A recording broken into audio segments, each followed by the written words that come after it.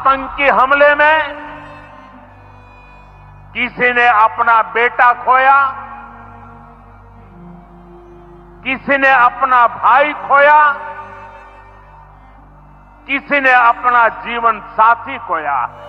पाकिस्तान सुरूबा कैले मोदी जी तू खत्म कदा। पाकिस्तान सुरूबा कैले मोदी जी तू खत्म कदा। अमित शाह जी आतंकवाद के दुनिया से ही कम कदा। तो दोस्तों नमस्कार, आज हम बात करने वाले ऑपरेशन सिंदूर के बारे में, क्योंकि दोस्तों आपको बताते हैं हर एक भारतीय नागरिक के मन में ये सवाल जरूर उठ रहा है कि आखिर ऑपरेशन सिंदूर में भारत को कितना फायदा और कितना नुकसान हुआ। दोस्तों इसी के बारे में मैं फुल डिटेल में मैं आपको बात करूंगा और आपको पूरा डाउट क्लियर कर दूंगा कि भारत में जो ऑपरेशन सिंदूर लॉन्च किया गया उसमें भारत का कितना फायदा हुआ और कितने नुकसानों का सामना करना पड़ा। 7 मई को शुरू हुए भारतीय सैन्य अभियान ऑपरेशन सिंदूर ने पाकिस्तान के उसी के जमीन पर करारा जवाब देते हुए ये स्पष्ट कर दिया है कि भारत अब आतंकी हमले को हल्के में नहीं लेगा। दोस्तों दोनों देशों के बीच सीज फायर की घोषणा हो चुकी है और इस बीच भारत ने ये साफ कर दिया है कि पीओके की वापसी ही भारत के लिए असली मुद्दा है। इन सब के बीच चलिए हम आपको बताते हैं कि ऑपरेशन सिंदूर से भारत को क्या क्या मिला, भारत से क्या चलाए गए। ऑपरेशन सिंदूर ने पाकिस्तान ने कड़ा संदेश दिया है कि आतंकवाद और उसके कार्यवाही से जवाब पर निर्णायक हो गया है। घातक होगा। 7 से 10 मई के बीच भारतीय सेना ने पाकिस्तान और पाकिस्तान के अधिकृत कश्मीर यानी कि पीओके में आतंकवादी ठिकानों को और सैन्य अड्डों को सटीक हमले से निशाना बनाया था। भारत ने पाकिस्तान में 100 किलोमीटर अंदर तक 9 ठिकानों को मिसाइल हमले कर 100 से अधिक आतंकवादियों को मार गिराए, जिनमें लश्कर और जैश शीर्ष आतंकी शामिल थे। आपको बता दो लाहौर, लावरपिंडी, सियालकोट, शेरकोट और जाखिबाद रहीम यार एयरबेस भारत की ओर से जवाबी कार्रवाई की गई।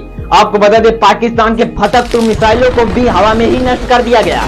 भारत ने ये संदेश पूरी दुनिया को दे दिया कि अब वो विदेशी जमीन से घोषित आतंकवादी को सहन नहीं कर पाएगा। भारत ने सऊदी अरब जैसे मुस्लिम देशों को भी ये स्पष्ट कर दिया है कि ये कार्रवाई आत्मरक्षा में और उस सावे में नहीं। सिंधु जल समझौते के पुनः युद्ध के शोर में भले ही मुद्दा पीछे रह गया, लेकिन भारत स्पष्ट कर दिया है कि सिंधु जल अब केवल भारत के हितों के ध्यान में रखते हुए बहेगा।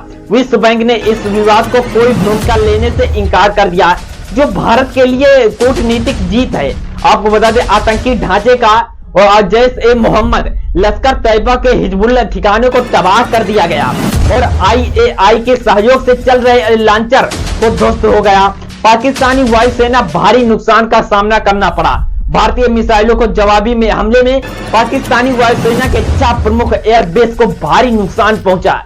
इन एयरबेस में आपको बता दो रहीम यार, जायकेबाद, लाहौर, लावरपिंडी और शेरकोट, सियालकोट एयरबेस प्रमुख परमाणु धमकी जो हकीकत है। भारत के कदम से घबराए पाकिस्तान ने पहले NCA यानी कि नेशनल कमांडर ऑथोरिटी के बैठक बुलाने की बात कही, लेकिन अमेरिका और अंतरराष्ट्रीय दबाव के मामले में 10 मिनट में रद्द करना पड़ा।